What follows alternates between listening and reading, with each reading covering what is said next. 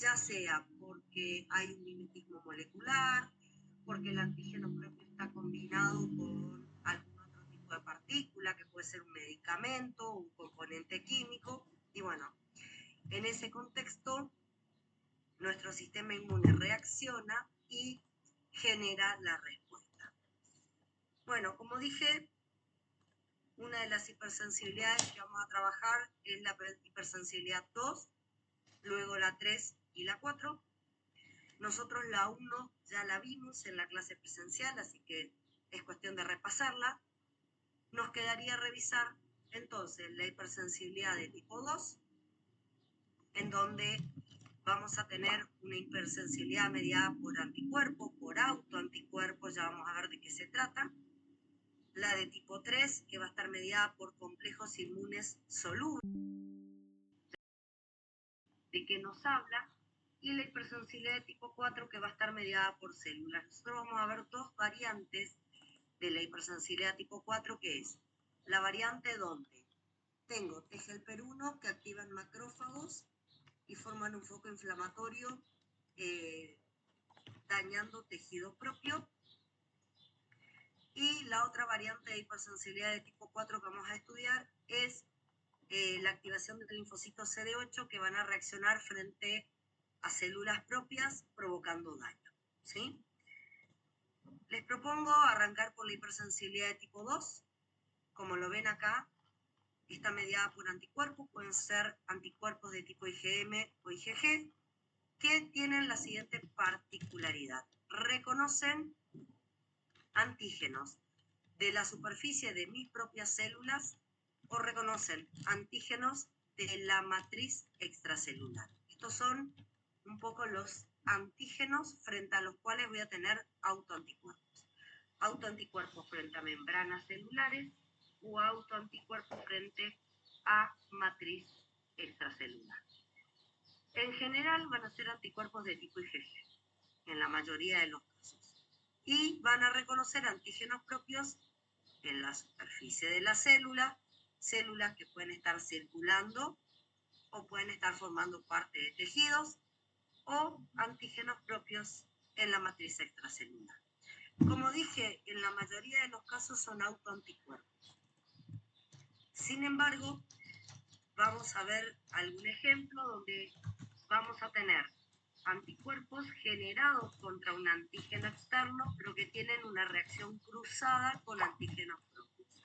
Acuérdense de este mimetismo molecular que yo les contaba cuando hablamos de autoinmunidad, donde nosotros teníamos antígenos en un patógeno que eran idénticos a los antígenos propios. Entonces, cuando el sistema inmune se activaba frente al patógeno, también terminaba reaccionando frente a antígenos propios. Bueno, el mecanismo efector, vamos a ver que estos anticuerpos van a hacer que se active el complemento por la vía clásica, van a activar receptores Fc gamma expresados en neutrófilos, en macrófagos, en algunos mastocitos, en células natural killer, y a partir de la activación del sistema del complemento y la activación de estos leucocitos, nosotros vamos a causar un daño en el tejido o una destrucción celular. Entonces, ¿cómo se inicia este tipo de hipersensibilidad? Bueno, arrancamos con una respuesta humoral inmediata que produce daño en tejidos. Todo inicia 6 a 8 horas de un antígeno, o sea, inicialmente nos vamos a tener que exponer a un antígeno. El antígeno puede estar localizado en la pared de mi célula o puede estar localizado en un tejido. Ese antígeno puede ser, como dije, un antígeno intrínseco, un autoantígeno que forma parte de la estructura de mi célula, o puede ser un antígeno extrínseco que está absorbido sobre células, antígenos externos, que contactan con células propias y se exponen en la superficie de mi célula, como por ejemplo formando parte de una infección, digamos, un ejemplo, una infección viral, donde en la superficie de mi célula se pueden llegar a exponer antígenos virales. Entonces, 6 a 8 horas luego de la exposición, ¿sí?, se van a formar anticuerpos. Anticuerpos de tipo IgM, IgG1, IgG2, IgG3, contra los antígenos de superficie, que como dije pueden ser propios o extraños. Y a partir de ahí, esos anticuerpos se van a depositar, van a causar un daño citotóxico por opsonización, también va a haber un reconocimiento de los anticuerpos por la porción FC de por los receptores FC para inmunoglobulinas, va a haber una activación de la vía clásica y eso va a generar la hipersensibilidad mediada por anticuerpos. En general, la lesión va a ser dañar células propias o dañar tejidos específicos. Entonces, me está jodiendo. vamos acá. Una posibilidad es que yo tenga anticuerpos, como pueden observar acá, que se unan y opsonicen. Acá tienen un ejemplo de glóbulos rojos.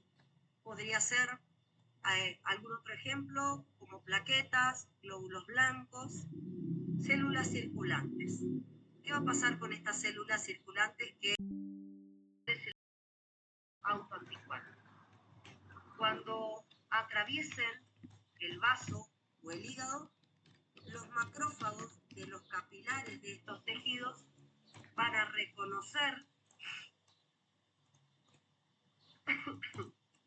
reconocer este anticuerpo que está marcando al glóbulo rojo y van a hacer la fagocitosis. Entonces, acá yo puedo tener una destrucción de células circulantes por parte de macrófagos que reconocen a esas células circulantes marcadas con anticuerpos de tipo IgG y realizan la fagocitosis. Esta suele ser el mecanismo efector de una gran parte de citopenias que, por ejemplo, observamos en la eritroblastosis fetal, en las anemias hemolíticas, en las púrpuras trombocitopénicas autoinmunes. El mecanismo de daño es por hipersensibilidad de tipo 2 cuando el macrófago del vaso del hígado reconoce los anticuerpos unidos a los glóbulos rojos. La otra posibilidad era que tengamos anticuerpos que se depositen sobre una membrana, ¿sí? Puede ser también una proteína de una matriz extracelular. Acá el depósito de anticuerpos está en un tejido y no en una célula circulante, como en el caso anterior, que va a provocar el depósito de anticuerpos sobre mis propios tejidos, ya sea porque se une a proteínas de membrana o se une a proteínas de la matriz extracelular. ¿Qué va a provocar? Va a provocar, primero, un reconocimiento por parte de los componentes del sistema del complemento y, fundamentalmente, una activación de la vía clásica del complemento. A partir de la activación de la vía clásica del complemento se va a liberar C3A y C5A, que son quimiosinas y anafilotoxinas. Con la acción anafilotoxina van a activar mastocitos y yo voy a empezar a tener vasodilatación, aumento de la permeabilidad. La vasodilatación va a permitir la llegada de células a ese tejido en especial y la acción quimiosina va a reclutar neutrófilos, monocitos y macrófagos. ¿Qué van a hacer estas células? Van a reconocer a los anticuerpos depositados sobre mi tejido por receptores FC y, como no van a poder realizar una fagocitosis, porque es un tejido frente a una célula. Como no van a poder realizar la fagocitosis, van a liberar el contenido de sus gránulos, generando una inflamación y una lesión tisular. Vamos a encontrarnos con cuadros de glomerulonefritis cuando esto ocurre a nivel de glomérulo, por ejemplo, en la enfermedad de Goodpasture podría pasar a nivel renal. Puede haber una vasculitis cuando esto pasa en vasos de pequeño calibre. Ahora vamos a ver algunas enfermedades donde ocurre esto. Podemos tener una sinovitis en las articulaciones o podemos sufrir de fiebre reumática cuando este foco inflamatorio se arma en el riñón. ¿Sí? En el riñón, perdón. En el corazón, chicos, en el corazón. Por último, el tercer prototipo es cuando tengo anticuerpos que se unen a proteína de membrana, pero que son receptores celulares. Acá las proteínas específicamente son receptores celulares. ¿Qué va a pasar cuando los anticuerpos se unen? Pueden o activar o inhibir las funciones de esos receptores. Los ejemplos de esta patología son la miastenia gravis, la enfermedad de Graves. También hay una diabetes mellitus insulino resistente, donde tenemos anticuerpos contra el receptor de insulina, y nos va a pasar esto. Bueno, arranquemos con la primera situación. Cuando yo tengo anticuerpos contra células circulantes, ¿sí? Pueden ser autoanticuerpos o, como en la patología que les traigo a ustedes acá, en la enfermedad hemolítica al recién nacido, o eritroblastosis fetal, lo que tengo son anticuerpos de tipo IgG que atravesaron placenta. Esos anticuerpos de tipo IgG que atravesaron placenta van a unirse a los glóbulos rojos del recién nacido en un segundo embarazo. Acuérdense que la sensibilización de la madre ocurre en el primer embarazo. En el segundo embarazo, los anticuerpos preformados de tipo IgG atraviesan placenta y se adhieren a los glóbulos rojos del feto. ¿Qué consecuencia trae esto? Que cuando los glóbulos rojos fetales adheridos a anticuerpos maternos circulen por el hígado del vaso, sean reconocidos por fagocitos. Los fagocitos van a reconocer fundamentalmente a los anticuerpos a través de los receptores Fc y van a proceder a la fagocitosis y a la eliminación de esos glóbulos rojos. Por lo tanto, en este caso, el recién nacido va a tener una anemia hemolítica a causa de la hemólisis que van a causar los macrófagos, que van a reconocer los glóbulos rojos del bebé marcados o opsonizados con anticuerpos maternos que pasaron placenta. Existen otras patologías, ¿sí?, que ya vamos a analizar. Acá les muestro la segunda condición, que yo dije que tenía anticuerpos contra una proteína de membrana o una proteína de la matriz extracelular. Se depositaba primero y se activaba el complemento por vía clásica.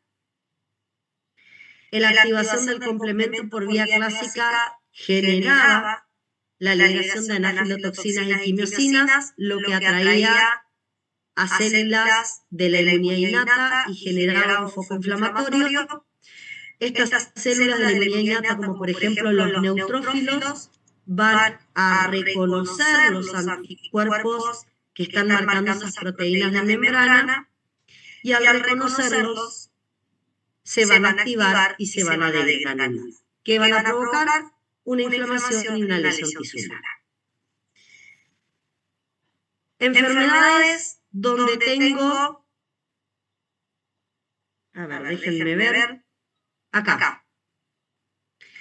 Enfermedades donde, por ejemplo, tengo anticuerpos frente a una célula circulante que provoca, por hipersensibilidad de tipo 2, la destrucción de células por macrófagos del vaso o del hígado.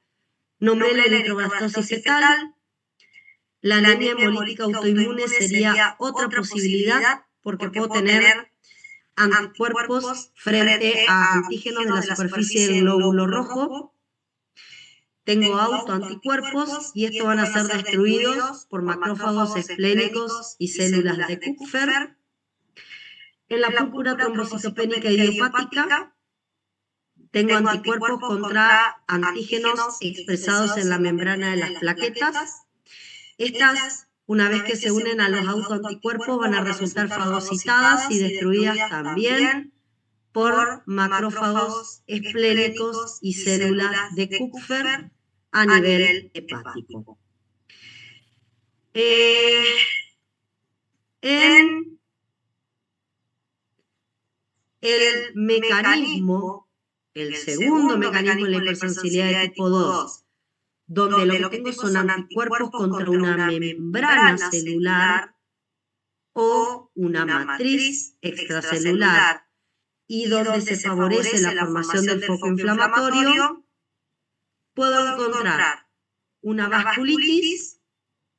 Por ejemplo, hay proteínas presentes en los gránulos de los neutrófilos, frente a los cuales genero autoanticuerpos, por lo tanto, cuando el neutrófilo se degranula, estos autoanticuerpos se unen y van a generar un foco inflamatorio en el tejido donde ocurrió la degranulación del neutrófilo, o lo más frecuente, tengo autoanticuerpos contra proteínas en la superficie del endotelio de un vaso sanguíneo.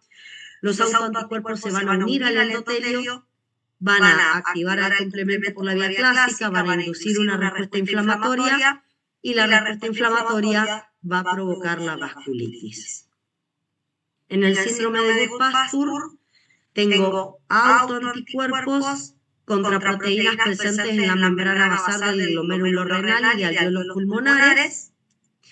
Esos autoanticuerpos se van a depositar en estos tejidos, van a activar el complemento por vía clásica, se van a liberar anafilotoxinas y quimiosinas, y vamos a tener una inflamación con daño a, como dice acá, al glomérulo y deterioro de la funcionalidad pulmonar, porque también se encuentran afectados los alvéolos pulmonares. La fiebre reumática y la glomerulonefritis post-streptocócica es muy particular, porque acá la verdad es que el paciente tiene no autoanticuerpos, tiene anticuerpos dirigidos contra antígenos de una bacteria que se llama Streptococo del grupo A, pero esos anticuerpos tienen una reacción cruzada, porque hay un mimetismo molecular, tienen una reacción cruzada con proteínas del miocardio y de la membrana basal glomerular. En este caso va a haber una respuesta inflamatoria porque los anticuerpos dirigidos contra la bacteria se van a unir a las válvulas cardíacas y a la membrana basal del glomérulo, van a activar complemento, van a liberar quimiosinas y anafilotoxinas, van a traer leucocitos, los van a activar. Estos se van a activar porque van a reconocer al anticuerpo depositado, y voy a tener una miocarditis, una glomerulonefritis, y hasta inclusive puede aparecer artritis, porque también pueden aparecer afectadas las articulaciones. En la anemia perniciosa, chicos, fíjense qué interesante. Acá tengo anticuerpos ni siquiera contra una célula o una membrana, sino dirigidos a antígenos expresados en células parietales y en especial frente a una estructura que es el factor intrínseco. ¿Sí? Entonces, cuando nosotros liberamos factor intrínseco en la luz del aparato digestivo para que me ayude a la absorción de vitamina B12, lo que se une al factor intrínseco termina siendo el anticuerpo y no la B12. Entonces la B12 no se logra unir al factor intrínseco y el paciente desarrolla una anemia perniciosa. Ese sería el caso de, cuando tengo anticuerpos dirigidos contra receptores. En el caso de la anemia perniciosa, yo tengo anticuerpos contra receptores que son solubles, el factor intrínseco. Impido que se una su verdadero ligando, que es la vitamina B12. Y la consecuencia, la B12 no se absorbe y el paciente tiene anemia. Hay otras patologías donde tengo anticuerpos dirigidos contra proteínas que son receptoras, como por ejemplo en la enfermedad de Graves. En la enfermedad de Graves ustedes tienen autoanticuerpos dirigidos contra receptores de TSH que están en la célula epitelial tiroidea. ¿Qué ocurre cuando el autoanticuerpo se une a los receptores para TSH? Los activa. Se activa el receptor para TSH ante la unión del anticuerpo. Y consecuencia, se estimula la célula epitelial tiroidea y aumenta la liberación de hormonas tiroideas. En consecuencia, al aumentar la liberación de hormonas tiroideas, el paciente sufre un hipertiroidismo. Y ahí tienen la manifestación de la condición de hipersensibilidad tipo 2. En otro grupo de hipersensibilidad, fíjense, acá hay autoanticuerpos contra proteínas de membrana que son receptoras. Al unirse, en este caso, en vez de activarlas, las van a bloquear. ¿De qué receptor estoy hablando? Del receptor nicotínico por acetilcolina. En la miastenia gravis, nosotros tenemos anticuerpos contra ese receptor bloqueantes que impiden que la acetilcolina se una y en consecuencia provocan una debilidad o parálisis circular. ¿Sí? Fíjense, acá aparece una tercera patología más en este cuadro, que es la diabetes mellitus. Es una diabetes mellitus donde lo que observamos es una insulinoresistencia. La característica que vamos a tener en esta diabetes mellitus es que el paciente tiene anticuerpos antirreceptor de insulina. En presencia de anticuerpos antirreceptor de insulina, los receptores de insulina van a estar bloqueados por estos autoanticuerpos y ese bloqueo del receptor de insulina, lo que me va a provocar es justamente la hiperglucemia, la cetoacidosis. Es muy parecido a una diabetes de tipo 1. Entonces, a ver, vamos en este cuadro a resumir. Hay tres variantes para la hipersensibilidad de tipo 2. Por un lado, perdón.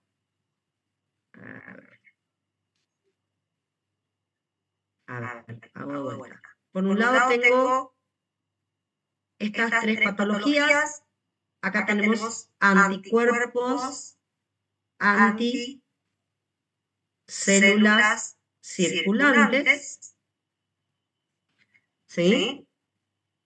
La eritroblastosis fetal, la anemia hemolítica autoinmune, la púrpura trombocitopénica idiopática.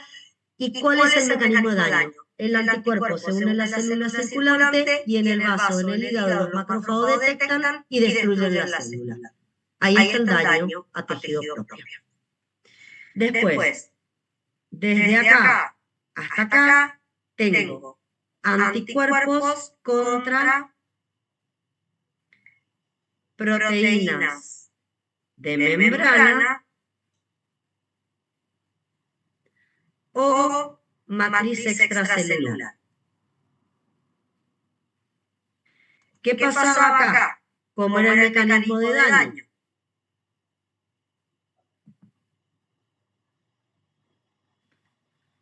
Acá me están preguntando en el chat, el lupus, en el caso que produce autoanticuerpos antinúcleo y histona, ¿sería hipersensibilidad de tipo 2 o 3? Sería 3 Clusener. El problema es que en el lupus no solo tenés esos anticuerpos, también tenés anticuerpos antiglóbulos rojos, glóbulos blancos y plaquetas. Por eso muchas veces el paciente con lupus tiene anemia, plaquetopenia, leucopenia, y ahí sí sería hipersensibilidad de tipo 2. Esos anticuerpos que estás mencionando, antinúcleo y antihistonas, son anticuerpos que van a formar estrictamente complejos inmunes de difícil depuración, y sería hipersensibilidad de tipo 3 y no de tipo 2. Aunque no excluimos en el paciente con lupus que tenga anticuerpos antiglóbulos rojos, glóbulos blancos y plaquetas, y genere el primer mecanismo que expliqué de hipersensibilidad de tipo 2. Bueno, vuelvo a esta otra hipersensibilidad de tipo 2. Acuérdense que estamos trabajando exclusivamente con la hipersensibilidad de tipo 2. Acá dije que teníamos anticuerpos contra proteínas de membrana, matriz extracelular. ¿Qué pasaba? El anticuerpo se depositaba, me activaba la vía clásica del complemento, se liberaban anafilotoxinas y quimiosinas, había vasodilatación, aumenta la permeabilidad, se atraían leucocitos, los leucocitos llegaban, reconocían el anticuerpo, ya sea porque se depositó C3b, que es una opsonina, o por el propio anticuerpo inicialmente depositado. Y como no podían hacer fagocitosis, liberaban el contenido de sus gránulos, causando una inflamación y daño a tejido propio. Y en la última parte, que es la que está acá, anemia perniciosa, diabetes mellitus y demás, tengo anticuerpo contra proteínas de membrana, pero en particular membrana o solubles, pero que son receptores. Y en este caso en particular, cuando tengo anticuerpos frente a receptores, ¿qué es lo que voy a ver? Que a veces el anticuerpo, cuando se une a la proteína receptora, la activa, como sería el caso de la enfermedad de Graves, el anticuerpo antirreceptor del TSH que activa al receptor de TSH, o puede generar un bloqueo, que sería el caso de la miastenia gravis en el receptor para acetilcolina en la placa neuromuscular, el receptor de insulina en nuestros tejidos que causan la diabetes mellitus, y en el caso de la anemia perniciosa, el anticuerpo antifactor intrínseco. Entonces ahí estaríamos bloqueando los receptores y las uniones de los verdaderos ligandos. Y ese bloqueo o ese estímulo del receptor desencadenaría la situación patológica. ¿Se entiende, chicos? Entonces, en la hipersensibilidad... Sí, te escucho. Podría entonces dizer, no resumo, que destrói as células, ativa o complemento e genera um foco inflamatório e bloqueia ou ativa receptores. Poderia ser assim ou não? Exacto, exacto. El primer mecanismo, las células se destruyen por fagocitosis. En el segundo hay un foco inflamatorio con activación del complemento y de granulación de leucocitos sobre el tejido donde se depositó el anticuerpo, y en el tercero, bloqueo activo receptores que están expresados en membranas. Bien, eso sería como un resumen de todo esto. Gracias, profesor. Bueno, está claro, chicos, que en la hipersensibilidad de tipo 2, entonces tengo, y con esto cierro hipersensibilidad de tipo 2, autoanticuerpos o anticuerpos que se forman frente a una bacteria y hacen reacción cruzada con antígenos propios. Era el tema de la fiebre reumática, y que esos autoanticuerpos o formados contra bacterias se depositaban en células circulantes, en proteínas de membranas o de matriz extracelular, o sobre receptores de membrana, o sobre receptores solubles. ¿Sí? Y ahí generan el daño. Bueno, vamos a la hipersensibilidad de tipo 3. En la hipersensibilidad tipo 3 también hay anticuerpos, pero voy a hacer referencia más que nada a complejos inmunes. ¿Qué es un complejo inmune? Es un antígeno unido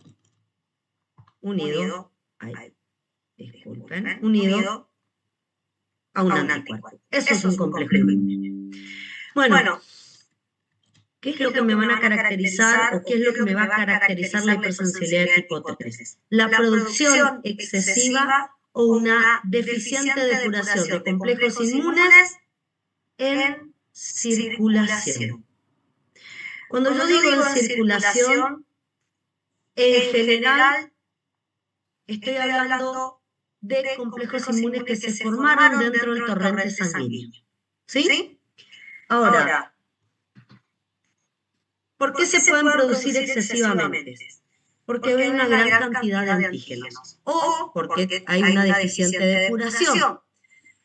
Porque los mecanismos que uso para depurar los complejos inmunes circulantes, que son macrófagos del vaso y del hígado, encuentran en estos complejos inmunes algún condicionamiento que no les permite eliminarlos.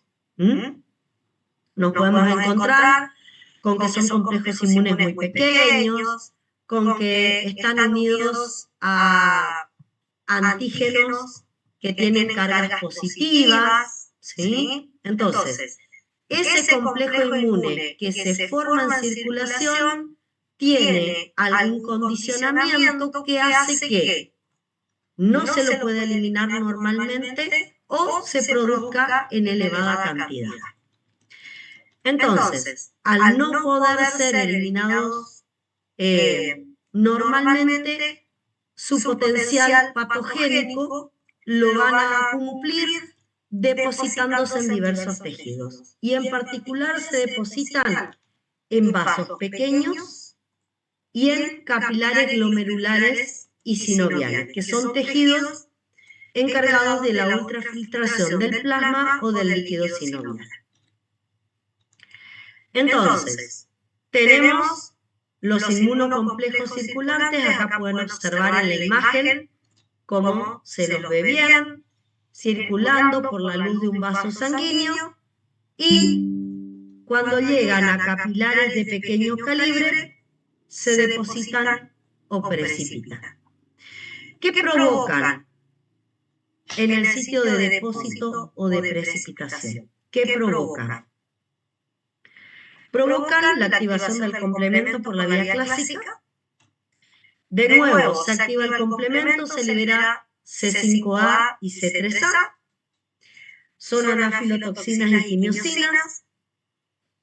Como anafilotoxina activan mastocitos locales, que están por debajo de estos vasos sanguíneos. Esa activación de mastocitos va a hacer que se libere gran cantidad de histamina, vasodilatadora, y aumenta la permeabilidad. Eso va a provocar que llegue gran cantidad de sangre al tejido. Esa sangre va a traer leucocitos, que por las quimiosinas también van a migrar, y cuando logren llegar los leucocitos, fundamentalmente neutrófilos, monocitos, ¿qué van a hacer? Van a reconocer el complejo inmune, ya sea porque tienen receptores Fc gamma, y con eso reconocen a uno de los anticuerpos que forma parte del complejo inmune, o porque al haberse activado el complemento se pudo haber depositado C3b, y que también van a ser reconocidos por receptores parapsoninas en estos leucocitos. ¿Qué van a hacer los leucocitos cuando se activen por reconocimiento? No van a poder fagocitar porque esto está depositado en la pared vascular. Entonces lo que van a hacer es liberar el contenido de sus gránulos. Van a liberar enzimas líticas, van a liberar radicales libres, ¿sí? Y van a producir una inflamación con un intenso daño vascular. ¿Dónde va a ocurrir esta inflamación con intenso daño vascular? En distintos lugares de mi cuerpo donde al azar estos complejos inmunes se depositen. Porque no hay ninguna regla que diga exactamente en qué vaso de pequeño calibre se van a depositar. En algunos pacientes se podrían depositar en vasos de pequeño calibre superficiales de la piel, dando una vasculitis superficial. En otros los podría hacer en vasos de pequeño calibre, por ejemplo, en la pleura o el peritoneo, provocando una inflamación en pleura peritoneo. Lo más frecuente, como dije, es en capilares glomerulares y sinovial. ¿Sí? No se olviden que en pleura y peritoneo también tenemos un ultrafiltrado del plasma, por lo tanto ahí también puede haber una precipitación.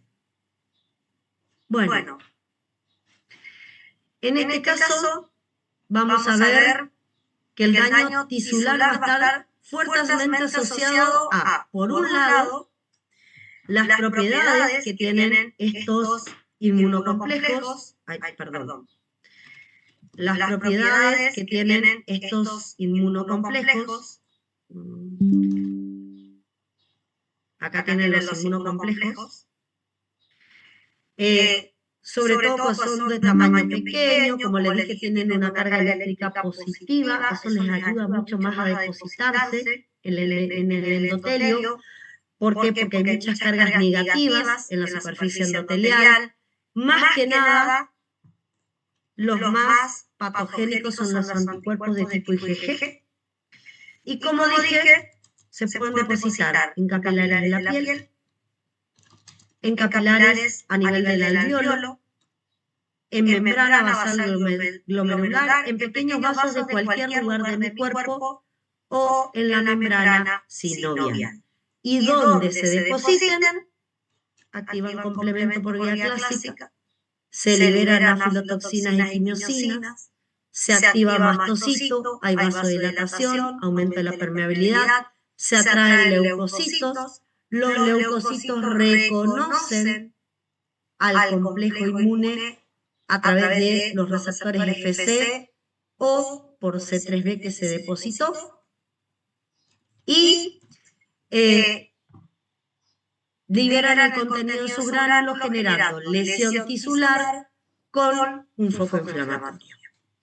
Ahora bien, estos complejos inmunes, ¿cómo se formaron? La verdad, se pudieron haber formado frente a anticuerpos, a ver si los tengo acá, pueden ser anticuerpos IgG unidos a autoantígenos, o sea, autoanticuerpos. Ahí recién me preguntaron sobre el lupus. En el lupus ustedes tienen anticuerpos ahí me dijeron, componentes nucleares, ¿sí? Esos anticuerpos unidos a los componentes nucleares van a formar complejos inmunes de difícil depuración, o también pueden ser frente a antígenos externos, ¿sí? Y que formen complejos inmunes de difícil depuración. En general, el daño tisular está fuertemente asociado a la ruta de entrada del antígeno. ¿Qué quiero decir con esto? Por ejemplo, si el antígeno está siendo volcado dentro de los vasos sanguíneos, los complejos inmunes se van a formar en vasos sanguíneos y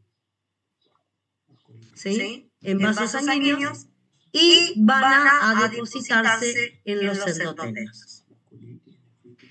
En el caso de la nefritis, se forman los complejos inmunes intravasculares y se depositan en el glomérulo renal, que es un sitio de ultrafiltrado de plasma, donde quedan retenidos y precipitados estos complejos inmunes. En la artritis, también los complejos inmunes se forman a nivel intravascular y como no los podemos eliminar, precipitan en la sinovia, que es un sitio de ultrafiltrado para formar el líquido articular y de ahí provocan el foco inflamatorio. En estos tres casos, yo tengo complejos intravasculares. ¿Y por qué les digo? Porque después vamos a ver que a veces se pueden formar complejos inmunes que no los podemos eliminar en tejidos y no dentro de vasos, y pueden generar una hipersensibilidad de tipo 3, pero localizada. Acá la hipersensibilidad es considerada bastante sistémica, porque el depósito en cada lugar es al azar, es más, pueden depositarse en 2 sitios diferentes. En cambio, cuando hablo de la reacción de Artus o el pulmón de granjero, estoy hablando de patologías donde el complejo inmune se me arma a nivel subcutáneo o en el árbol respiratorio. Veamos la formación del complejo. ¿Sí? Tenemos 3 etapas. En la primera, yo tengo el complejo inmune circulando. En el caso de que sea un complejo inmune circulando, ya voy a hablar en particular de la reacción de Artus, que es una forma especial de hipersensibilidad de tipo 3. Como dije, estos anticuerpos pueden ser IgM o IgG, que reconocen antígenos solubles y forman complejos inmunes que se depositan en el espacio intravascular. Bueno, en el momento en que ellos se depositan, activan el sistema del complemento por la vía clásica. La activación del complemento hace que se liberen anafilotoxinas y quimiosinas y que también se una C3b a la superficie de este complejo inmune. Recuerden que C3b era una opsonina. Las anafilotoxinas y quimiosinas van a ayudar a formar un foco inflamatorio. Va a haber una atracción de leucocitos, neutrófilos, monocitos, que van a reconocer el complejo inmune por receptores FC y van a reconocer un anticuerpo que forma parte del complejo inmune, o van a reconocer la opsonina C3b. Al intentar fagocitar no lo van a poder porque, como dije, esto está precipitado, entonces lo que hace el neutrófilo es liberar el contenido de sus gránulos. El daño se da por la respuesta inflamatoria y sobre todo la liberación del contenido de gránulos cuando el neutrófilo libera las enzimas lisosómicas, termina generando un daño en ese capilar o en ese vaso. Así aparecen vasculitis, glomerulonefritis, artritis, dependiendo en qué sitio se depositó este complejo inmune de difícil depuración. Bueno, como dije, en general, esta hipersensibilidad causa enfermedades con síntomas de tipo sistémico. ¿Y por qué hablo de síntomas de tipo sistémico? Porque como pueden afectar vasos de distintos sitios de mi cuerpo, yo a la vez puedo tener daños en varios lugares.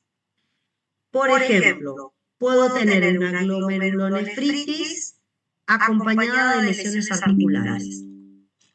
En un paciente con lupus, donde hay complejos inmunes de difícil depuración, podemos encontrarnos, como les acabo de decir, con depósitos en distintos sitios del organismo del paciente a la vez, y a partir de ahí las 2 manifestaciones clínicas. El paciente viene con una glomerulonefritis y viene quizás con una artritis. O hoy aparece con una glomerulonefritis y 4 o 5 meses después aparece con una artritis. ¿Por qué? Porque los complejos inmunes siguen estando en el organismo y van al azar precipitando en diferentes tejidos.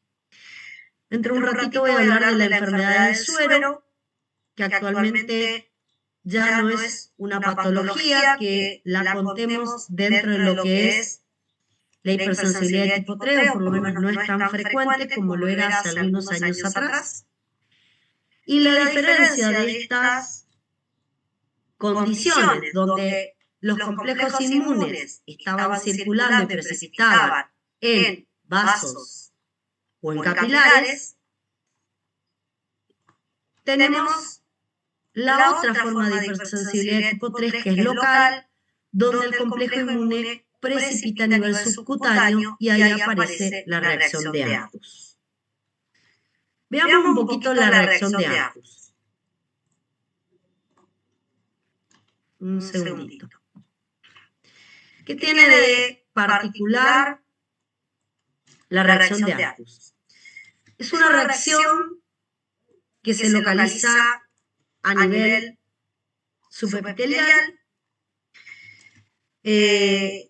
Vamos a observar que cuando inoculamos antígenos en un individuo inmune que ya tiene anticuerpos IgG frente al antígeno, por ejemplo, el paciente es revacunado con un antígeno. Cuando yo lo revacuno, estoy introduciendo antígenos vacunales en un paciente que ya tiene anticuerpos preformados, porque es una segunda o una tercera dosis. ¿Qué me puede pasar? Que los anticuerpos preformados se unan al antígeno que acabo de inocular a nivel subepitelial, a nivel de la piel, y que me activen mastocitos por receptores Fc gamma de tipo 3, y los mastocitos provoquen la liberación de histamina y sustancias vasoactivas. A partir de ahí, ¿qué va a empezar a pasar a las 48 horas? Van a migrar leucocitos al sitio donde ingresó el antígeno vacunal, va a haber una inflamación local, va a haber fagocitosis de estos complejos inmunes, va a haber una inflamación de las paredes vasculares, donde puede haber necrosis, con la consecuente necrosis hemorrágica tisular, y ocurre o empieza a ocurrir 1 o 2 horas después de la inmunización local activa o pasiva, generalmente subcutánea. ¿A qué se debe todo esto? A la formación de complejos inmunes subcutáneos en un paciente previamente sensibilizado, cuando reintroduzco el antígeno, y a la respuesta inflamatoria que me va a generar ese complejo inmune subcutáneo.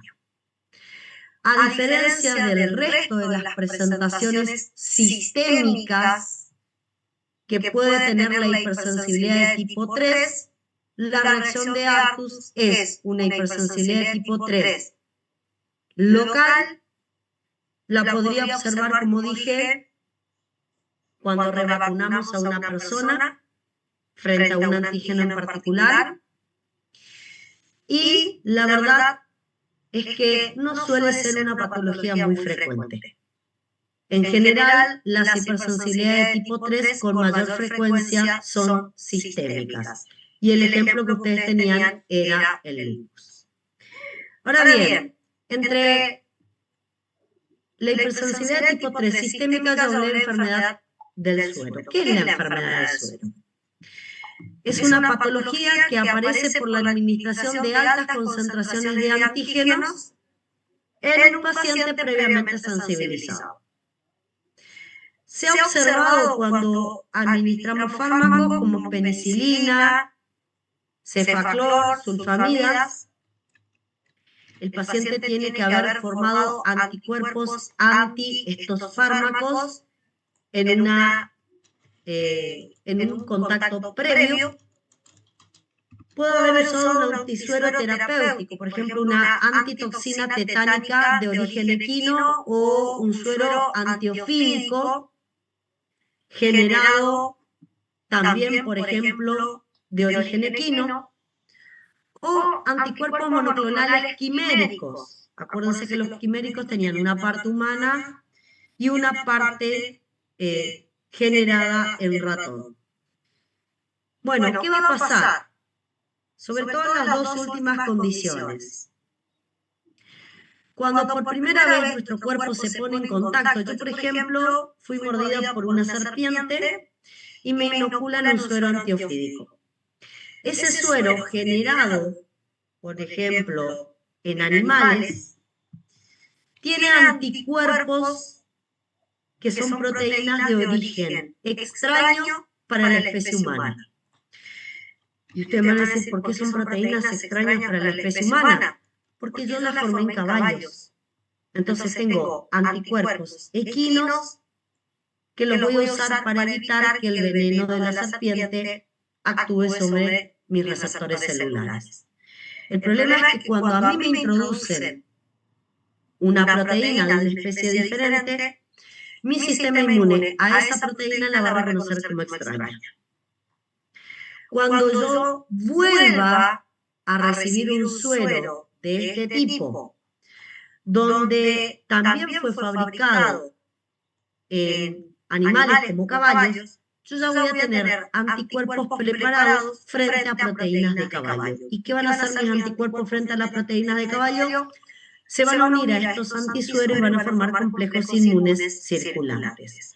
Lo mismo nos pasa cuando recibimos anticuerpos monoclonales quiméricos, porque acuérdense que los anticuerpos monoclonales quiméricos se caracterizan por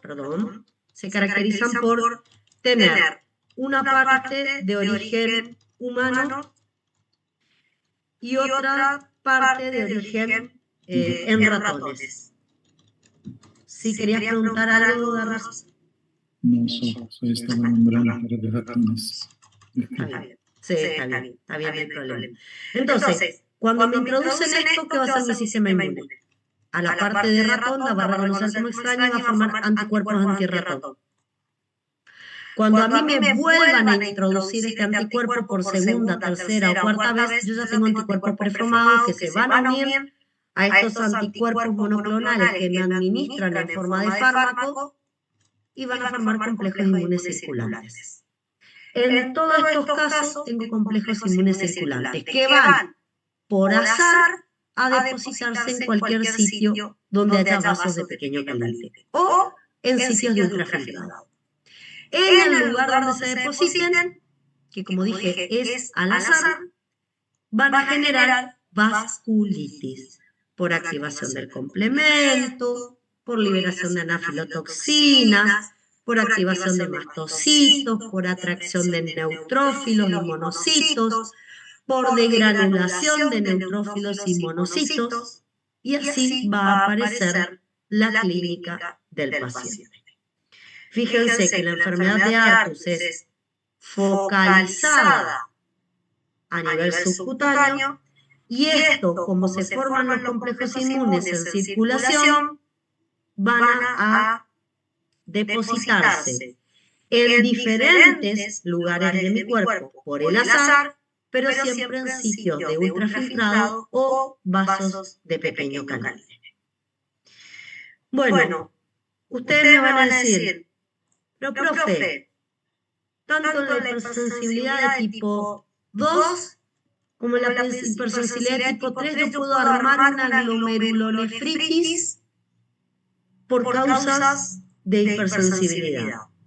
¿Cuál sería la diferencia básica en una glomerulonefritis por hipersensibilidad de tipo 2 y una glomerulonefritis por hipersensibilidad de tipo 3? Bueno, recuerden los mecanismos.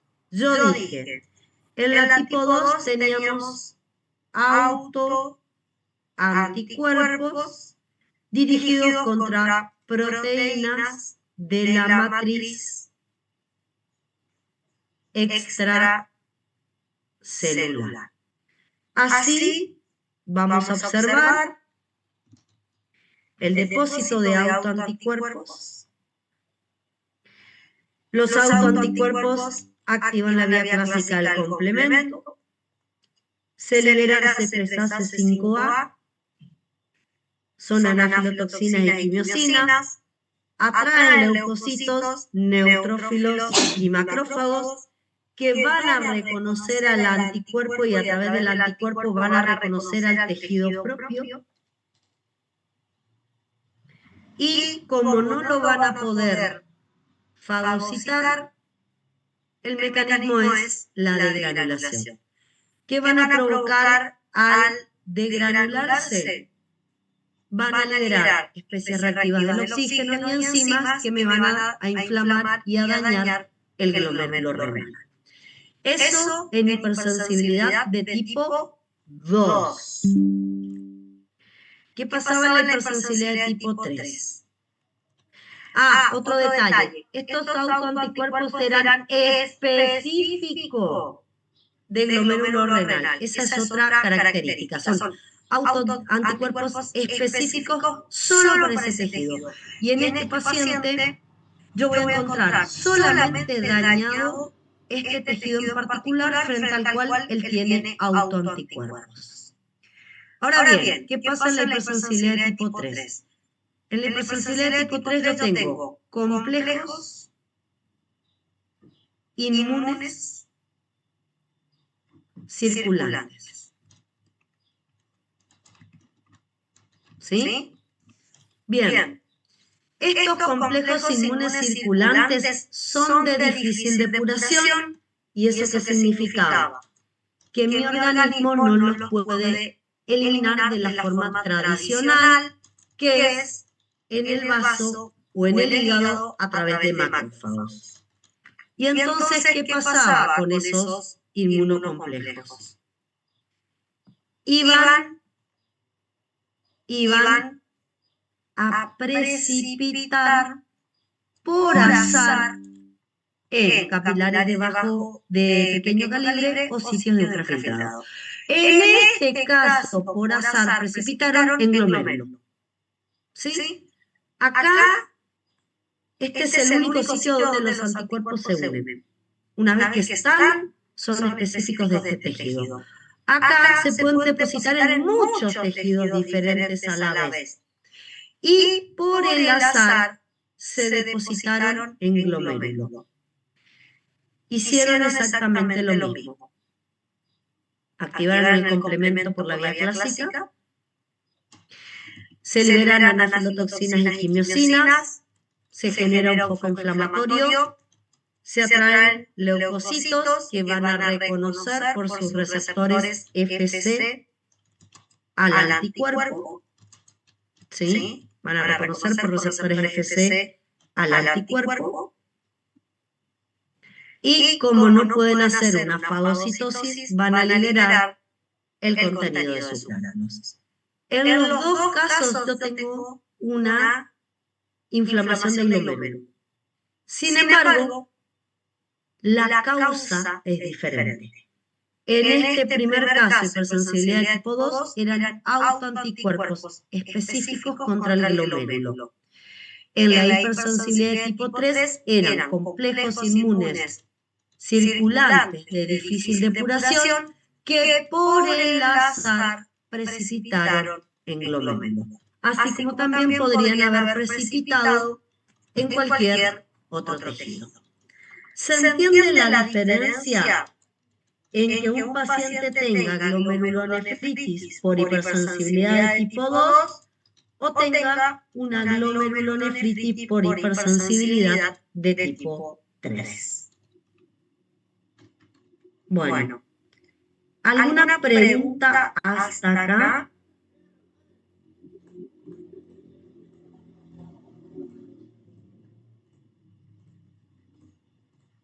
¿Ninguna?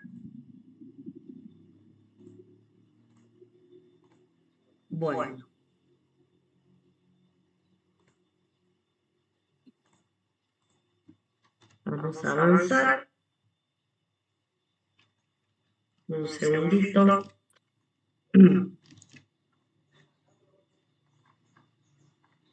Bueno, ahora vamos a entrar a la última hipersensibilidad, que es la de tipo 4.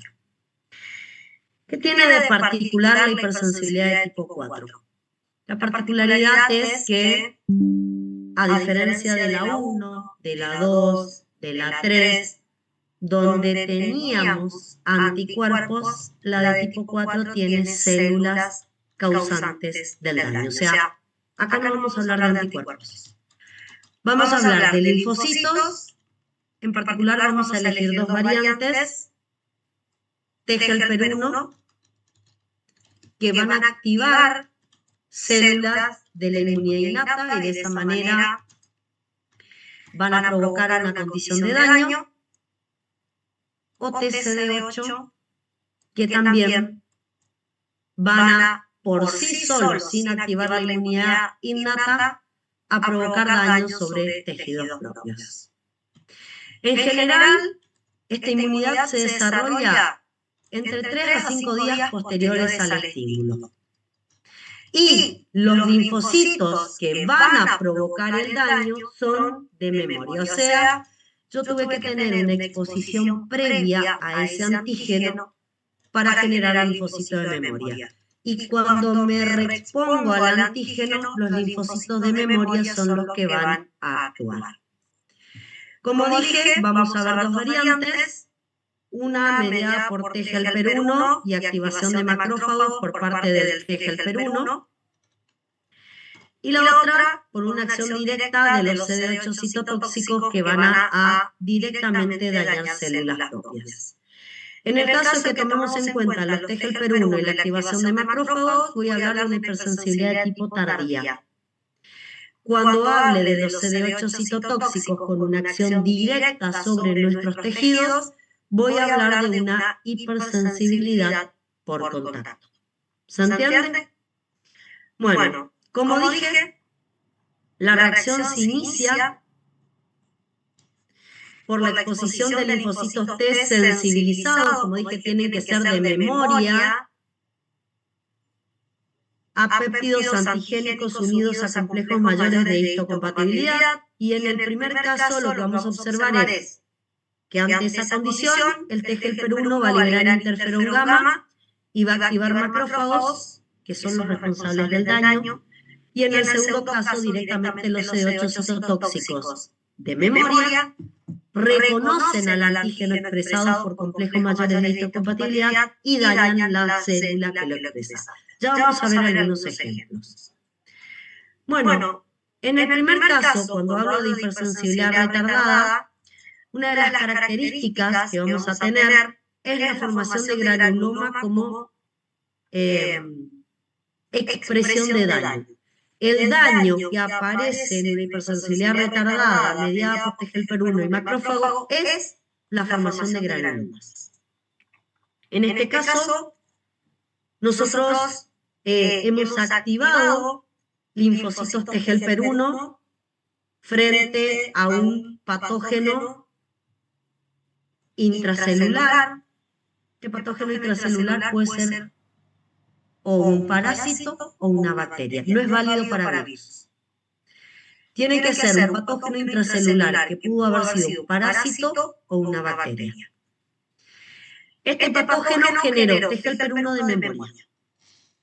Cuando vuelve a ingresar el mismo patógeno, el T-helper-1 lo va a reconocer en la membrana de un macrófago, porque si ustedes se acuerdan, yo les contaba hace algunas clases atrás que cuando teníamos bacterias intracelulares o parásitos, a este tipo de microorganismos le encantaba infectar macrófagos.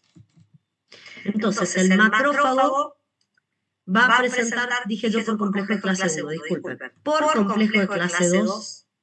Acuérdense que los macrófagos, al igual que las células dendríticas, son células presentadoras de antígeno, por lo tanto pueden mostrar complejo de clase 2 en su membrana. Entonces, lo que nos va a pasar es que el macrófago que resultó infectado y que no está pudiendo destruir a esa bacteria o ese parásito, va a mostrar en su membrana, por complejo de clase 2, el antígeno y me va a activar T helper 1 de memoria.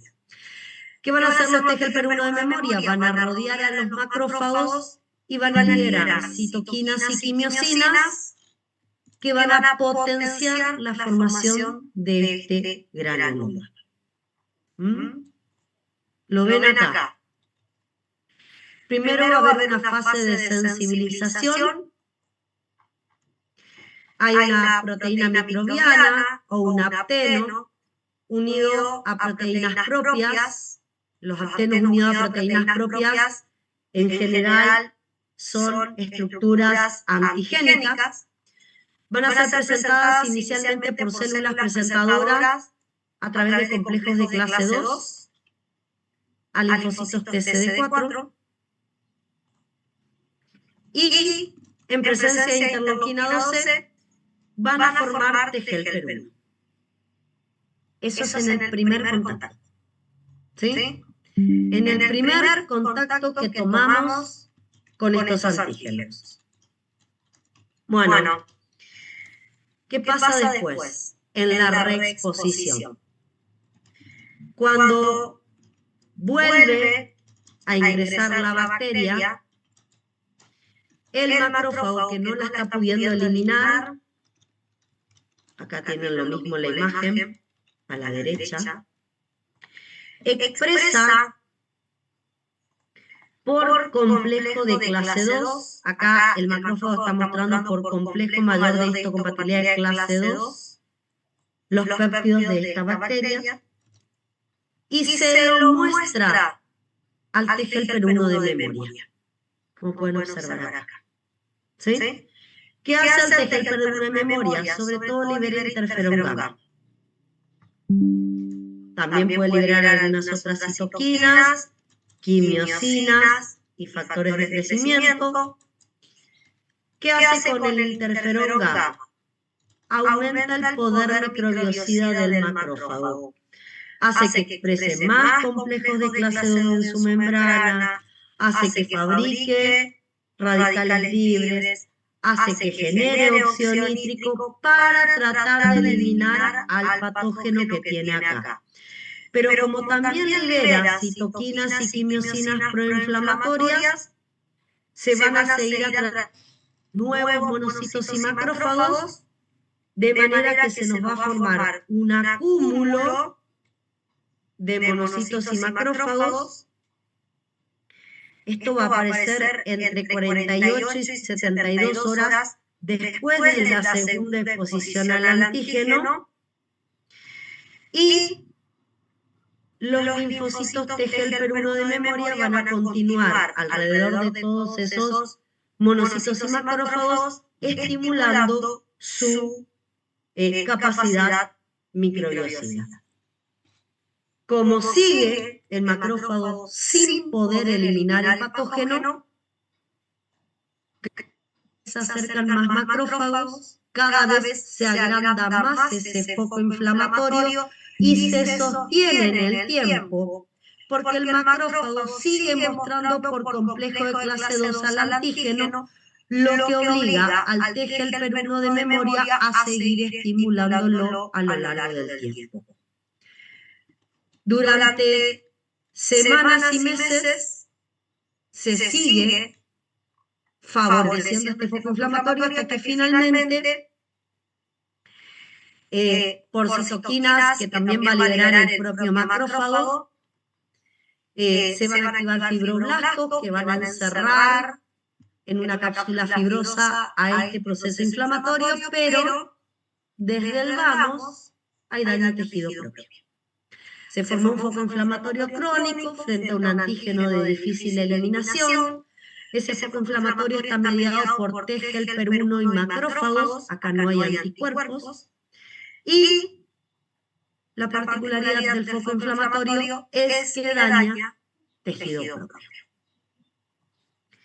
Bueno, ¿qué otro prototipo de hipersensibilidad de tipo 4 tenemos? Dijimos mediadas por linfocitos CD8. Bueno, a ver, un segundito. En el caso de los linfocitos CD8, lo que nos va a provocar generalmente es lo que vamos a conocer con el nombre de dermatitis atópica. Perdón, dermatitis de contacto. No, la atópica es por alergenos, disculpen. Va a provocarme una dermatitis por contacto y tiene que ver con el contacto de la piel de un individuo con unas sustancias llamadas aptenos. A ver, chicos, presten atención un segundo. Todos, por favor, presten atención. La palabra apteno no es igual a alergeno. Por favor, no confundan. ¿Qué es un apteno? Un apteno es una partícula de muy pequeño peso molecular que puede estar en algunas cremas, puede aparecer formando parte de algunos metales, puede aparecer como un componente en algunos vegetales y que como es muy pequeño es liposoluble. ¿Y eso qué significa? Que cuando nosotros tomamos contacto con estos aptenos, nuestra piel toma contacto con estos aptenos, ¿sí? El apteno atraviesa la piel y se introduce al citoplasma de las células epidérmicas. ¿Qué hace en el citoplasma de las células epidérmicas?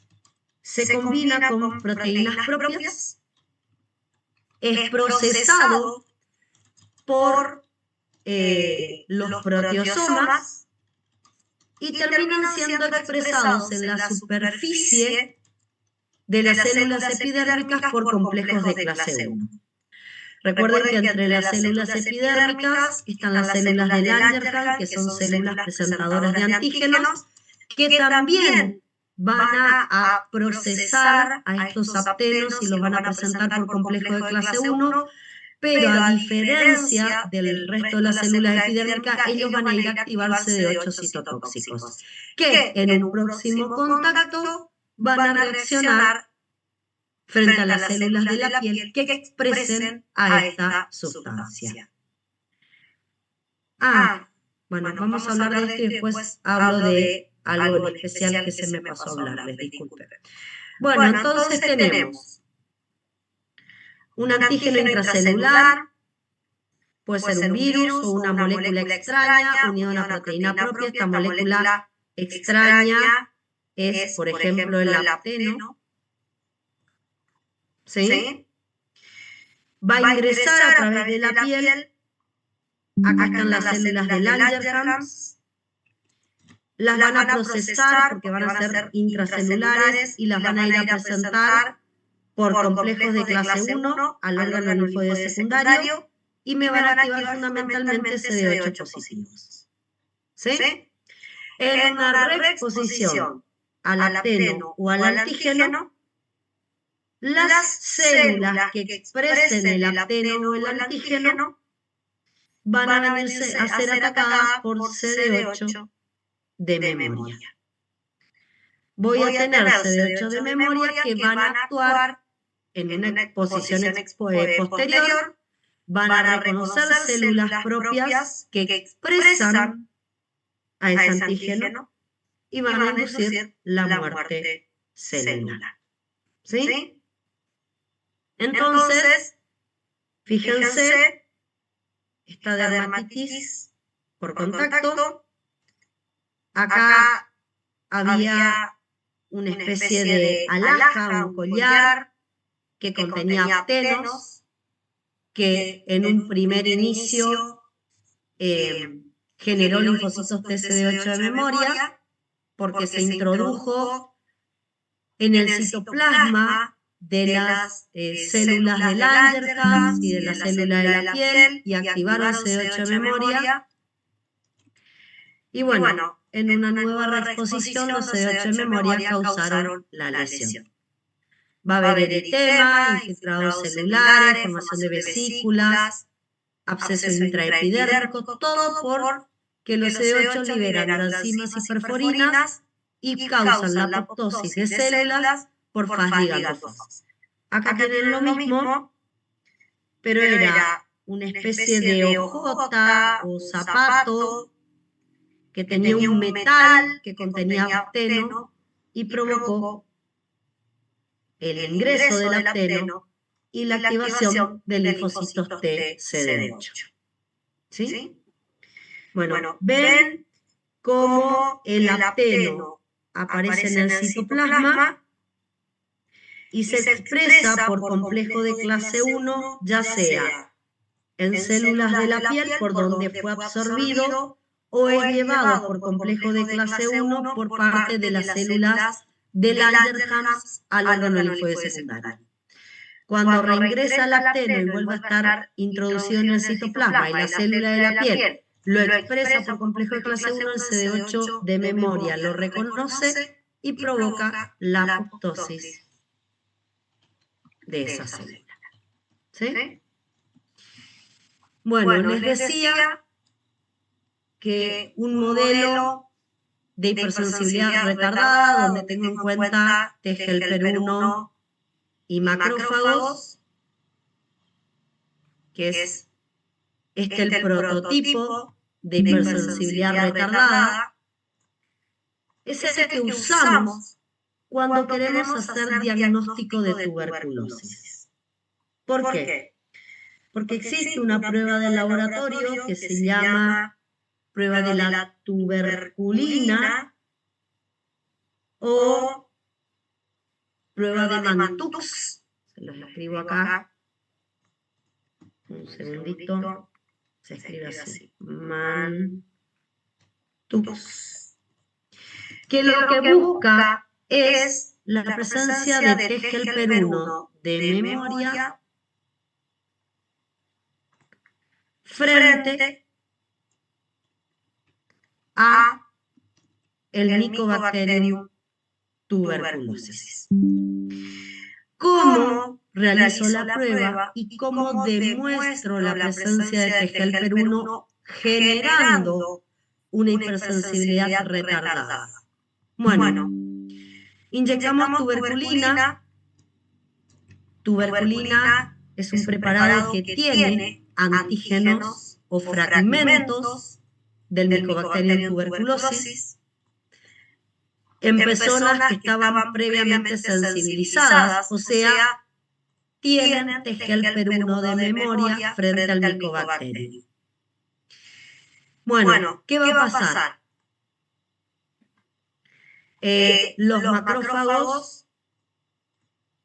macrófagos van a reconocer eso que yo acabo de inocular debajo de la piel, van a presentárselo a los T-helper-1 de memoria, y los T-helper-1 de memoria van a liberar interferón gamma, activando aún más a los macrófagos. Cuando los macrófagos reciben, acá lo pueden ver, cuando los macrófagos reciben el estímulo por parte de T-helper-1, van a liberar citoquinas que van a atraer más macrófagos y van a formar un foco inflamatorio con el reclutamiento de más macrófagos debajo de la piel. ¿Cuándo empiezo a observar esto? Entre 48 y 72 horas luego de la inoculación. ¿Y por qué necesito ese tiempo? Porque necesito que se exprese el antígeno debajo de la piel, que el macrófago lo fagocite, lo reconozca y lo fagocite como algo extraño, lo presente por complejo de clase 2 a los T-helper-1 de memoria, el T-helper-1 de memoria lo reconozca, libere interferón gamma para activar macrófagos y estos activados liberen citoquinas para atraer a más células del sistema inmune. Bueno, ¿qué es lo que vamos a formar? ¿Qué es lo que vamos a observar? Vamos a observar la formación de una pápula eritematosa porque como se va a formar un foco inflamatorio, va a haber vasodilatación, aumento de la permeabilidad, quimiotaxis de leucocitos. Y lo que vamos a determinar con esto es la presencia o ausencia de induración y el diámetro de la misma. No nos importa el eritema, nos interesa la induración y no el eritema. Bueno, al determinar el diámetro de la induración en un eje transversal, así, a lo largo, yo lo que puedo determinar, porque esto está estratificado, es la presencia o no y en qué cantidad este individuo tiene TGLPR1 de memoria. Ahora, ojo, si yo esta prueba le hago a cada uno de ustedes, ¿cómo creen que van a tener esta prueba de Mantoux? ¿Ustedes han tomado alguna vez contacto con el Mycobacterium tuberculosis? ¿Tienen presente TGLPR1 de memoria en su cuerpo para el Mycobacterium tuberculosis? A ver, ¿quién me puede contestar esto? ¿Qué creen? ¿Y por qué? ¿En qué momento tomaron contacto? ¿Las vacunas? Con las vacunas. Muy bien, de Olivera Barbosa. Muy bien. Cuando ustedes se pusieron la BCG, que tienen varias dosis, lo que introducimos fue partículas del Mycobacterium. Entonces, cuando yo haga esta prueba, a cualquiera de ustedes, la mayoría debería tener una induración. Ahora bien, esa induración está estandarizada. Pacientes que han recibido vacunas hasta tal diámetro es normal. Ahora bien, pacientes que tienen, además de la vacuna, contacto directamente con la bacteria Mycobacterium tuberculosis, porque se infectaron con el Mycobacterium tuberculosis, van a tener más TGLPR1 de memoria, por lo tanto el diámetro va a ser superior. ¿Eso qué significa? Que hasta un cierto valor el diámetro me habla de la presencia de TGLPR1 de memoria gracias a la vacunación, y eso de última está bueno, y diámetros de mayores tamaños nos hablan de un contacto directamente con el patógeno. Y lo que estoy favoreciendo es que se arme una hipersensibilidad retardada en ese sitio. Ahora bien, no se me arma un granuloma porque yo no puse la bacteria viva, puse fragmentos. Entonces, cuando el macrófago lo fagocita, lo termina eliminando. Y no quedan vivos dentro de los macrófagos, que es la condición para que, por ejemplo, forme el granuloma. Cuando el patógeno queda vivo dentro del macrófago es cuando vamos a formar el granuloma. Acá no se forma el granuloma porque como puse fragmentos de una bacteria muerta, cuando lo fagocitó, el macrófago lo destruyó directamente, se lo presentó simplemente a los TGLPR1 de memoria para que haga una activación, y esta induración dura 5 a 7 días y revierte. No voy a tener un proceso crónico, ¿sí? Pero bueno, la característica es que acá también voy a formar una hipersensibilidad retardada o de tipo 4. Bueno, en la dermatitis por contacto hay pruebas para demostrar dermatitis por contacto. La dermatitis por contacto hablaba de lo que nosotros llamamos un mecanismo mediado por CD8. Usamos, fíjense qué interesante, estos parches. Estos parches van a tener aptenos absorbidos, ¿sí?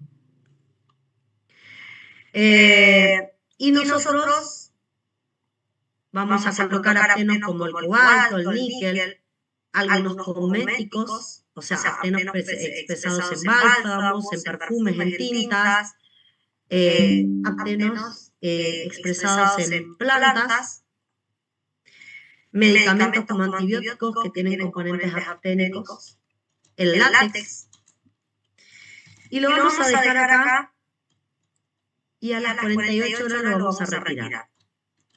¿Qué vamos a observar en este paciente?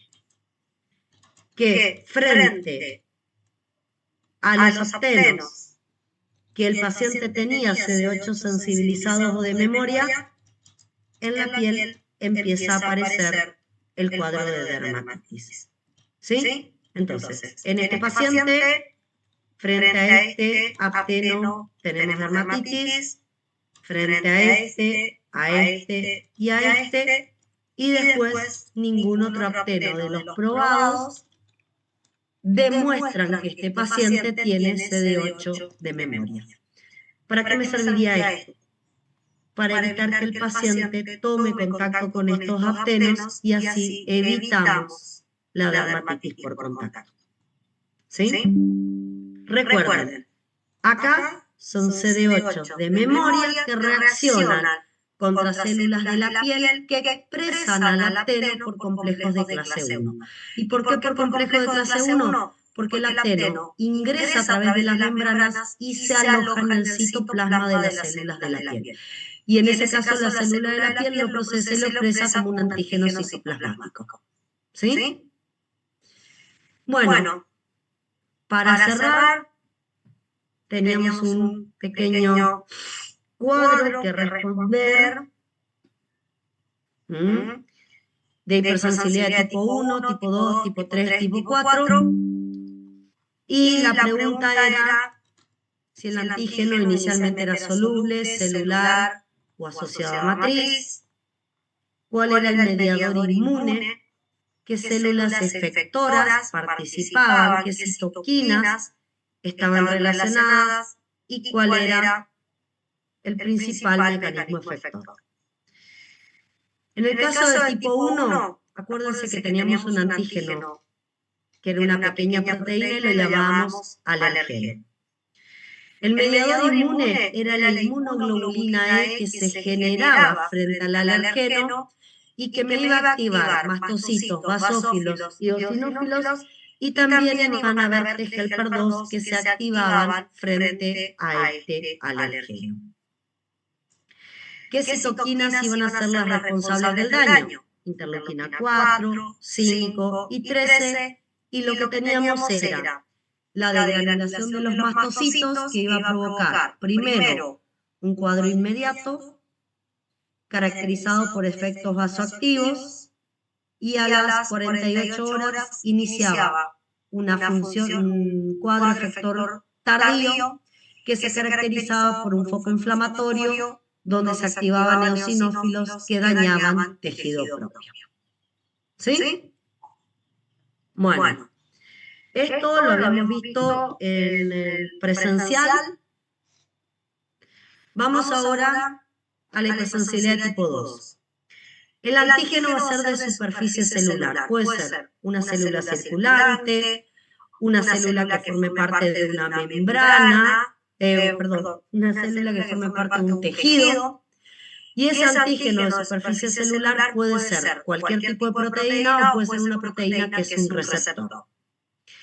Los anticuerpos que van a unirse van a ser de tipo IgM y IgG, en general autoanticuerpos, que iban a activar el complemento, iban a activar macrófagos, natural killers y neutrófilos. En general no predomina una citoquina en particular, aunque pueden haber citoquinas propias de la inflamación. Y el mecanismo efector es la lisis de células circulantes, la activación del complemento, la inflamación de tejidos, la activación o inactivación de receptores. ¿Sí? ¿Qué nos pasaba en la hipersensibilidad de tipo 3? Bueno, acá teníamos un antígeno soluble que formaba complejos inmunes de difícil depuración con inmunoglobulina G. Las células involucradas eran neutrófilos y macrófagos que se iban a activar cuando estos complejos solubles de difícil depuración precipitaban. Se iba a liberar anafilotoxinas, citoquinas proinflamatorias. Eso iba a formar un foco inflamatorio en el vaso de pequeño calibre donde precipitaba el complejo inmune de difícil depuración, y teníamos activación del complemento e inflamación de vasos de pequeño calibre o vasos de ultrafiltrado. Bien. Siguiente condición. La hipersensibilidad de tipo 4 teníamos antígenos solubles o asociados a células. Acuérdense que los asociados a células podrían haber sido también antígenos extraños que hayan ingresado al citoplasma y se hayan conjugado con proteínas propias, como yo nombré a los aptenos. Los mediadores son linfocitos TCD4 o CD8. En los TCD4 tengo una hipersensibilidad retardada. En los CD8 tengo una dermatitis por contacto, una hipersensibilidad por contacto. En general, los CD4 pueden activar T-helper1, a veces pueden activar T-helper17. Se activan CD8 citotóxicos y también se activan macrófagos. Fundamentalmente aparece el interferón gamma más que nada cuando tengo CD4, T-helper1 activando macrófagos. ¿Sí? Y el mecanismo efector es liberando citoquinas inflamatorias que perpetúan una inflamación crónica, o la citotoxicidad directa que hace un CD8 sobre un apteno expresado en células de mi piel. ¿Sí? El apteno se absorbe y se expresa por complejos de clase 1 en células de la piel. Y es ahí donde el CD8 de memoria genera la citotoxicidad. En general, fíjense, estos CD4 y CD8 para actuar tienen que ser de memoria, porque la respuesta la observo en el segundo ingreso. En el caso de los CD4, puedo hablar de microorganismos intracelulares como bacterias o parásitos, dije que no virus. Y en el caso del CD8 hablo de aptenos, que son pequeños antígenos extracelulares inocuos que ingresan al citoplasma de las células de la piel y se combinan con proteínas propias formando estructuras antigénicas. ¿Sí? Professor, Bueno, chicos, sí, te escucho. neste quadro que a senhora colocou, no tipo 3, mediador a senhora coloca IgG, pero no quadro anterior que havia, também havia IgM. Sí, pero yo lo que te dije es que fundamentalmente el que más va a generar complejos inmunes de difícil depuración es la IgG. Te lo dije, a ver, lo voy a mostrar. Estaba puesto en algún lado, déjame ver. No, acá estamos. Déjame ver, creo que era un poquito más arriba. En una más arriba. Un segundo. Para mim está em classificação de Hell-Combs. Sí, no, estaba, sí, claro, lo que vos decís, sí. Pero yo te dije en esta que en general estaban formados por IgG, porque te había contado que los de isotipo IgG eran los que tenían más potencial patogénico. ¿Sí? Podían ser, vamos a la primera clasificación que vos me estás describiendo, podían ser IgM o IgG, pero los que tienen mayor poder patogénico, mayor capacidad para formar complejos inmunes de difícil depuración son los IgG. Por eso simplemente en el último cuadro te pusimos IgG. Gracias. Está bien tu pregunta y sirve para la aclaración. Bien, entonces, con esto terminamos de ver las otras hipersensibilidades. ¿sí? Recomiendo cualquiera de los libros, lo pueden usar, no hay problema. Tengan cuidado con el video, ya les dije, está un poquito resumido todo. Pero bueno, con la explicación que dimos ahora y con la información que ustedes tienen en los libros, creo que van a solucionar. Klusener, ¿querés decir algo? Puedes conectar el micrófono. Permiso, profe, le Sí, quería sí. consultar. Yo no entendí muy bien, me quedó una duda con la relación de la hipersensibilidad tipo 4. ¿Por qué hay personas que en la dermatitis por contacto tienen la reacción al níquel, por ejemplo, y hay personas que no tienen, si no está asociado a una cuestión genética posible? Sí, está asociado. Hay una cuestión genética, indudablemente. Hay una predisposición a presentar susceptibilidad frente a este tipo de antígenos. Obviamente que sí. Hay un componente genético. Buenísimo, profe. Le quería hacer otra pregunta con relación a hipersensibilidad tipo 4 también. Si la hepatitis B, cuando hay la destrucción del esofagocito, ¿sería un ejemplo de hipersensibilidad tipo 4? No. ¿Sabes cuándo tenés en la hepatitis B? Cuando las partículas virales suelen emerger porque se destruyó un hepatocito, ¿sí? Esas partículas virales muchas veces son reconocidas ahí y suelen generar un mecanismo más que nada de tipo 4. Déjame ver una cosita. Espera que voy a dejar de compartir esto y voy a compartir. Denme un segundo, chicos, por favor. Otro power que yo lo tenía. Un segundito.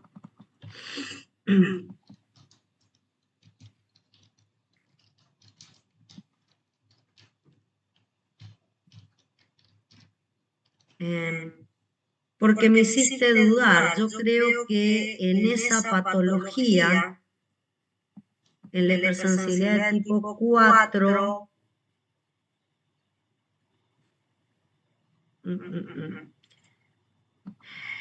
directamente, sí, tenés razón.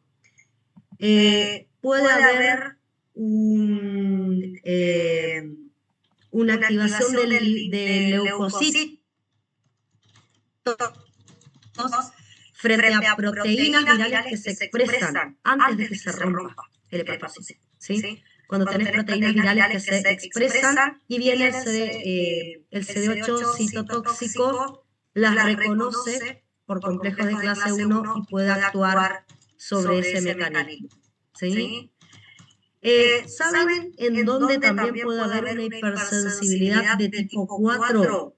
Bastante interesante, que no la pusimos como ejemplo y es una lástima ahora que lo estuve revisando. En la diabetes mellitus de tipo 1.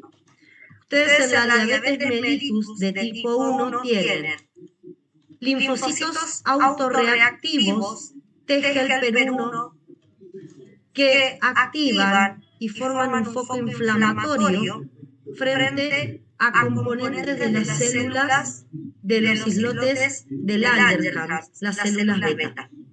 Y se forma un foco inflamatorio donde vamos a tener infiltrado de macrófagos fundamentalmente, y ese infiltrado de macrófagos va a destruir las células betas. La diabetes de tipo 1 es un prototipo de hipersensibilidad de tipo 4 retardada con destrucción de células betas. Y ahora sí voy a compartir algo porque, a ver, capaz que vos me estabas hablando de esto. Entonces la SIDA es lo mismo. ¿La qué, perdón? La SIDA. No, SIDA es otra cosa. En el SIDA vos tenés un virus que te afecta y te enferma una célula y se muere por la infección del virus. Y esas células son linfocitos TCD4. ¿Sí? A ver, Klusener, fíjate una cosita. Esto que te estoy mostrando es hipersensibilidad de tipo 3.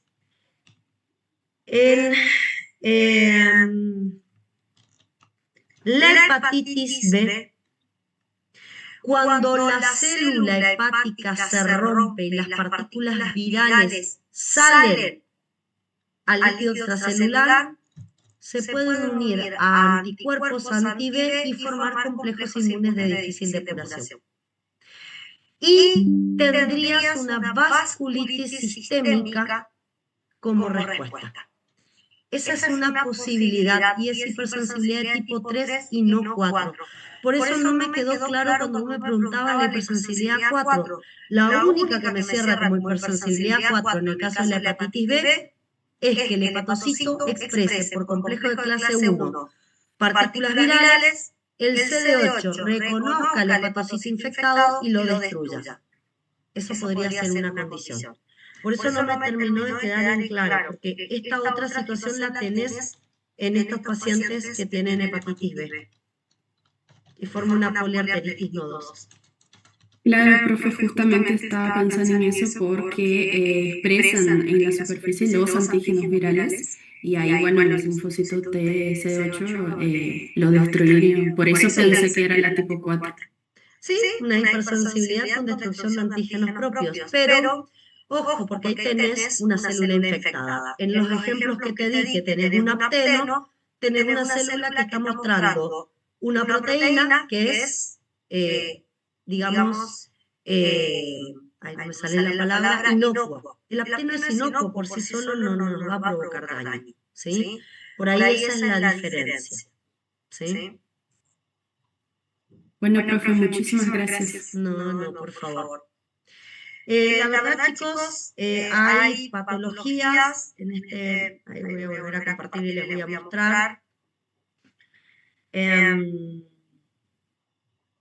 la tipo 4, fíjense, en la diabetes mellitus de tipo 1, tenemos antígenos en células de los islotes de Langerhans que van a ser reconocidos, como dije, por T-helper-1 autorreactivos, que van a activar macrófagos, y también hay C8 citotóxicos que son autorreactivos frente exclusivamente a células de los islotes de Langerhans, células beta. Entonces, reconoce una proteína propia de la célula beta. La célula beta está mostrando a través de complejo de clase 1 moléculas propias, y este CD8 citotóxico, que es autorreactivo, reconoce lo propio como extraño y la destruye. También la artritis reumatoidea, donde hay antígenos desconocidos en la membrana sinovial articular y se activan T-helper-1 y T-helper-17 formando focos inflamatorios. En la esclerosis múltiple tengo T-helper-1 que activan macrófagos. Estos T-helper-1 se activan frente a la proteína básica de la mielina, que es una proteína propia, y generan un foco inflamatorio en la vaina de mielina. Y en la tuberculosis, como dije, T-helper-1 y macrófagos que forman el granuloma, pero casi hay un antígeno extraño. ¿Sí? Estos serían ejemplos de hipersensibilidad tipo 4 bastante frecuentes, que por ahí podemos recordar. Bueno, no sé si alguien tiene alguna pregunta más. Es bastante interesante, les recomiendo leer la bibliografía, chicos. Peguen una mirada a los libros, yo sé que están con los tiempos un poco justos, pero fíjense las características de cada hipersensibilidad y en qué patologías aparecen, porque hay muchas enfermedades autoinmunes donde aparecen estas hipersensibilidades. La 2, la 3 y la 4 en general causan enfermedades autoinmunes. ¿Sí? Bien. Si no hay más preguntas, les agradezco que estén del otro lado, como siempre, de que me hayan ayudado a desarrollar la clase, y nos estaríamos viendo la próxima semana para, en el aula presencial, trabajar con trasplantes, igual ahora ya les voy a poner en el foro de avisos, y en el encuentro virtual con inmunodeficiencias. ¿Sí? Bueno, chicos, muchas gracias. Hasta la próxima. Gracias, profe. Gracias, profe. Hasta luego.